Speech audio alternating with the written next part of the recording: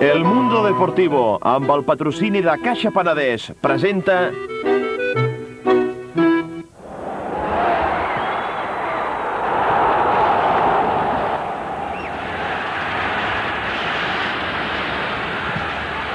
Stoichkov, gols d'or! Ara, fa més de 80 anys, Caixa Penedès va creure que per assolir les més altes fites calia que tots caminéssim plegats. Des d'aquell 1913 fins avui, Caixa Penedès s'ha multiplicat per tot el país i ara, amb gairebé 340 oficines, manté amb orgull el tercer lloc en el rànquing de caixes d'estalvi catalanes. Avui, amb la mateixa il·lusió que el primer dia, continuem oferint-li els nostres serveis financers i d'estalvi per a construir conjuntament un demà millor. Caixa Penedès, com sempre, al costat dels homes i dones d'aquest país que, amb constància, fan néixer el futur cada dia. La pilota d'or d'aquest any no és la primera distinció internacional que guanya Hristo Stoichkov. L'any 1990, amb 38 gols, compartia la bota d'or amb Hugo Sánchez. I 2 anys després rebia a París l'11 d'or com a millor jugador europeu de la temporada. El búlgar és el tercer jugador del Barça que guanya la pilota d'or. El primer va ser Luis Suárez l'any 1960 i el segon Johan Cruyff, que la va conquerir en 3 ocasions, l'última en el 1974 vestint de blaugrana. Era el partit d'anada de les semifinals de la Recopa 88-89, quan gràcies als 2 gols vestint la samarreta de l'Herredets que li va marcar Zubizarreta, Hristo Stoichkov es convertia en l'objectiu dels tècnics del Barça. A partir d'aquell moment s'obria un llarg període de negociacions per convèncer les autoritats de Bulgària que deixessin marxar el seu ídol. Finalment, a primers del 1990, el directiu del Barça, Francesc Ventura, aconseguia a Sofia el vistiplau de les parts implicades i Stoichkov es convertia en jugador barcelonista. Estampava la seva firma davant Josep Lluís Núñez i es vestia per primera vegada la samarreta blaugrana.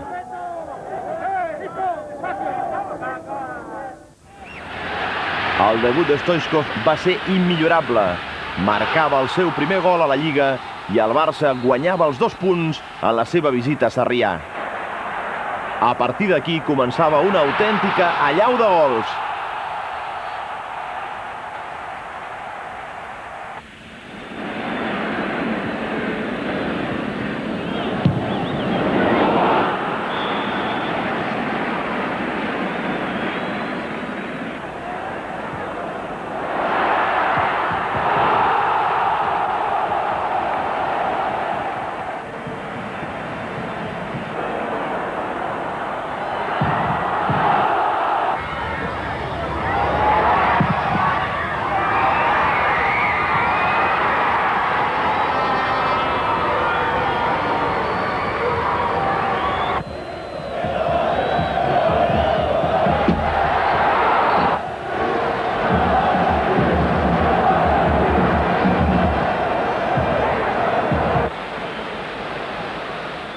Als 2 mesos de la seva arribada, Stoichkov firmava el seu primer hat-trick, 3 gols en un partit davant del Castelló.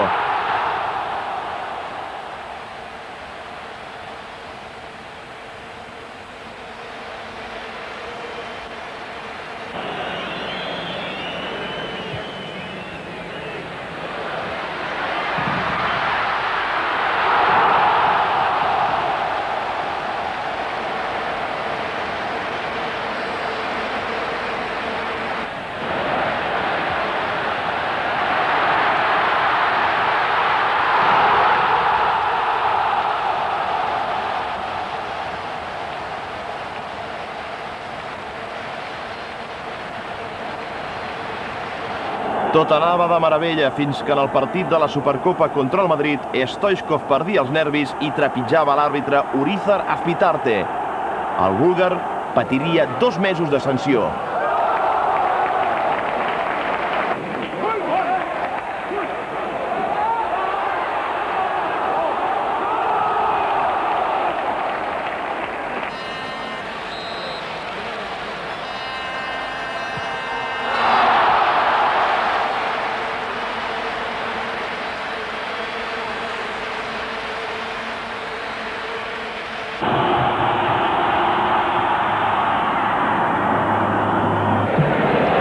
de març de 1991, Sant Mamés veuria passar un huracà anomenat Stoichkov.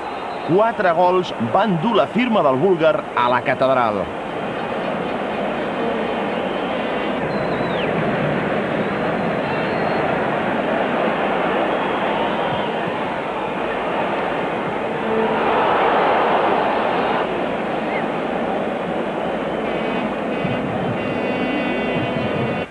El més espectacular va ser el tercer, en què en 3 passades els jugadors del Barça, després d'una gran cavalcada de Stoichkov, es van plantar davant d'Iro i van dur la pilota al fons de la porteria basca.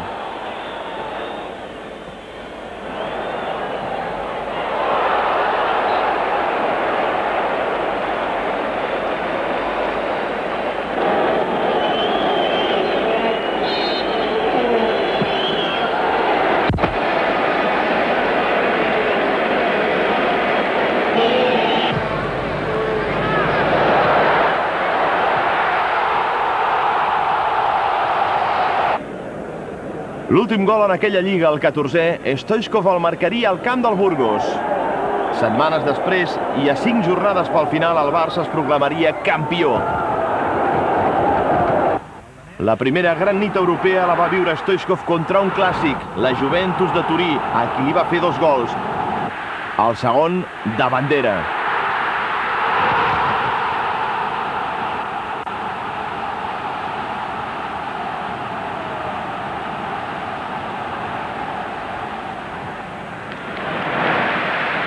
La segona lliga no podia començar millor per Stoichkov, amb un gran gol en el partit inaugural contra la Reial Societat.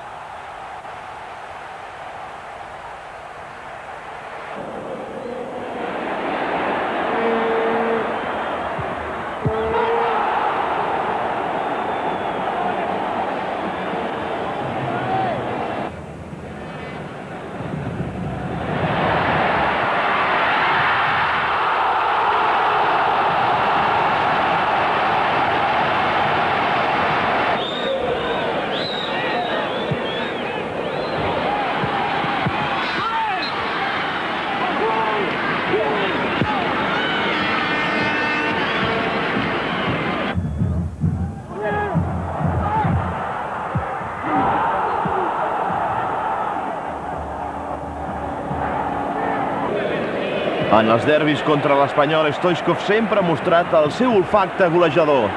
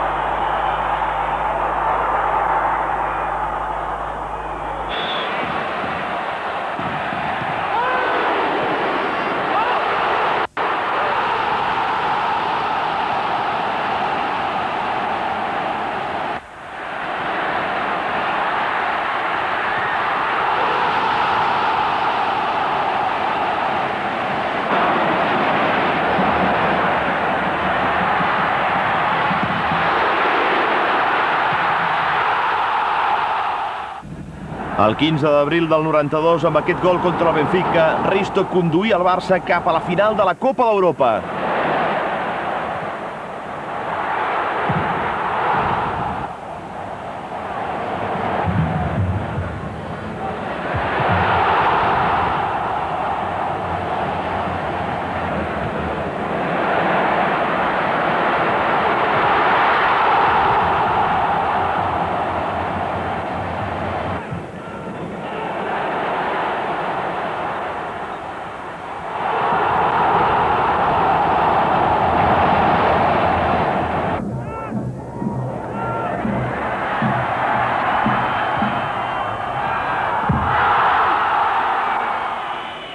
I el 20 de maig de 1992, gràcies a un inolvidable gol de falta de Ronald Koeman al minut 111 de partit, el Barça guanya la Sampdoria a la final de Wembley.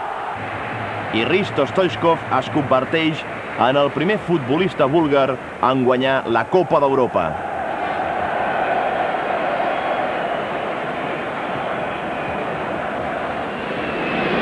Després d'aquella victòria, el Barça es llançaria en una cursa impressionant cap a la seva segona lliga consecutiva.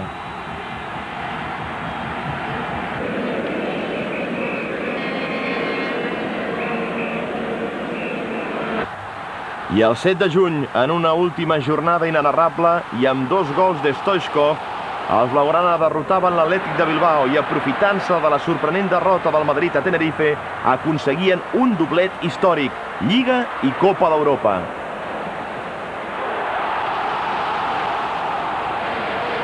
El Camp Nou vibrava com no ho havia fet mai.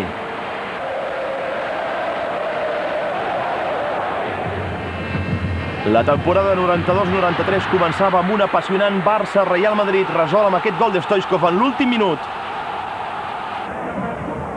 Una de les víctimes preferides del búlgar ha estat, sens dubte, l'Atlètic de Madrid. En aquella lliga li va fer 3 gols a l'estadi Vicente Calderón.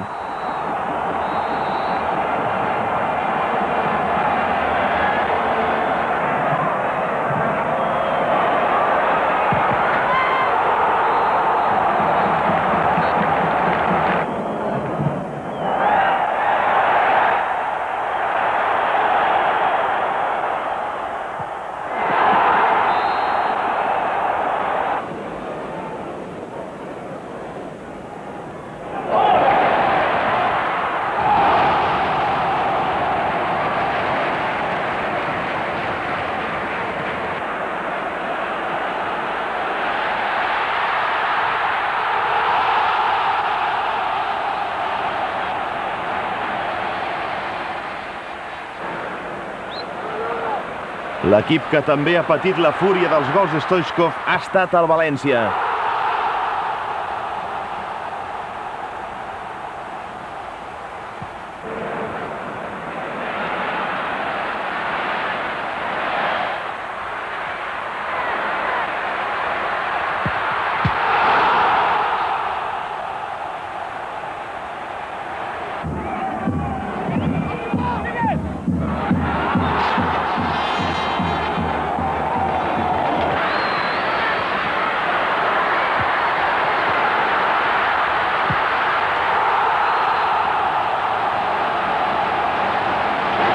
Més gols de Stoichkov contra l'Atlètic de Madrid, ara a la Supercopa.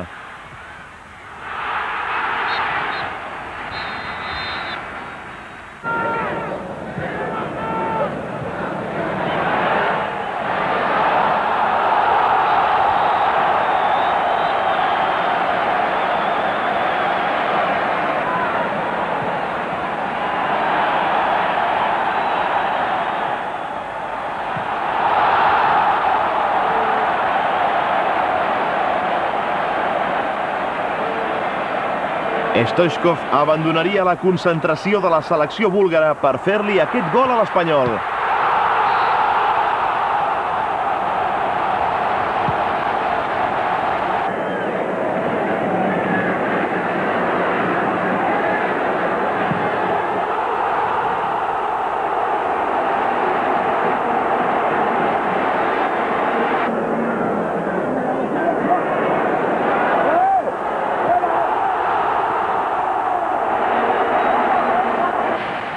Tot i aquest esplèndid gol del davanter búlgar, el Barça no va poder guanyar a Tòquio la seva primera Copa Intercontinental.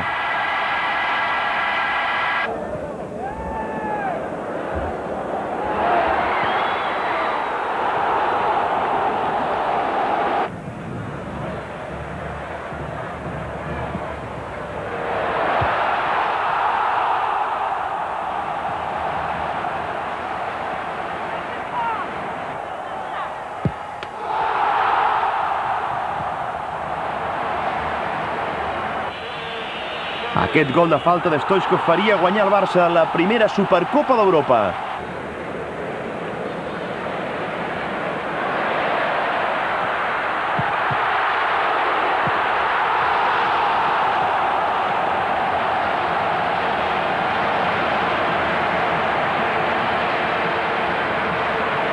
La història del final de la Lliga anterior es tornava a repetir. Stoichkov marcava un altre gol decisiu, ara contra la Reial Societat, i una nova ensopegada madridista Tenerife li donava al Barça el seu tercer títol consecutiu.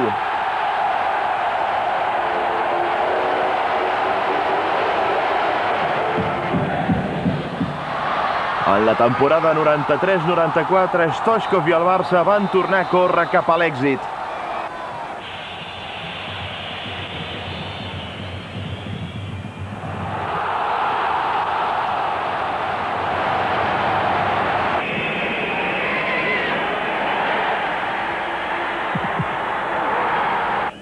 A la Copa d'Europa contra l'Àustria de Viena, Risto faria un dels gols més bonics vestint de blaugrana.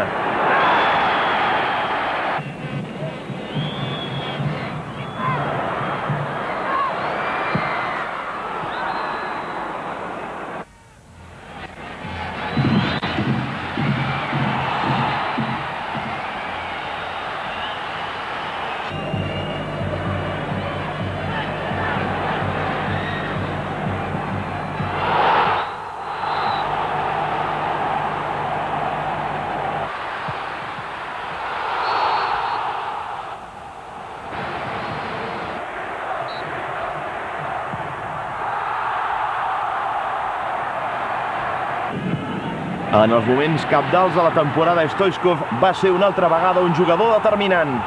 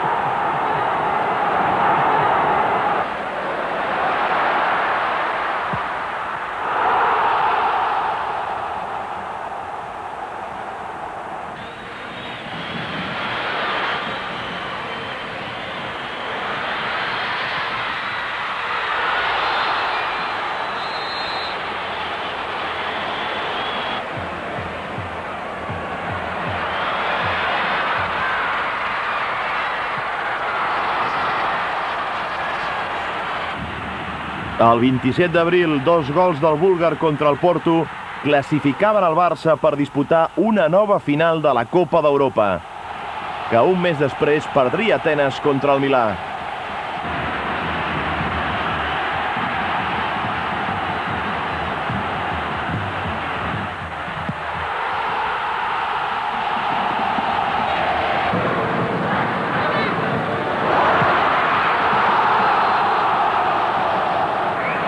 La quarta lliga consecutiva es resoldria en un altre final d'infart. Amb 2 gols de Stoichkov contra el Sevilla,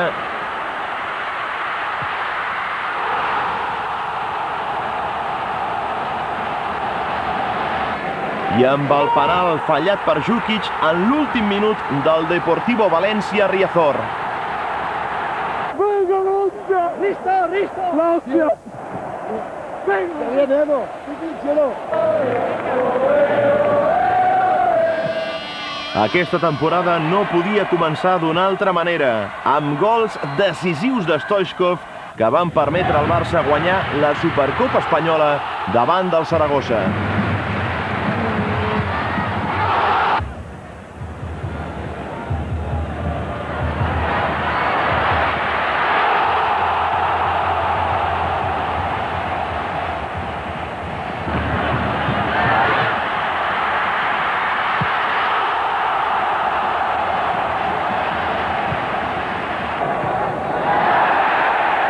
Mica en mica, Stoichkov s'anava acostant a la xifra mítica dels 100 gols.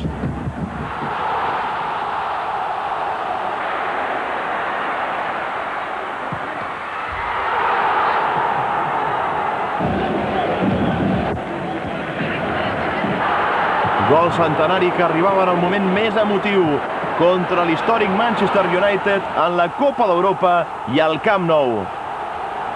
Amb 14 gols, Stoichkov és el màxim golejador del Barça a la Copa d'Europa.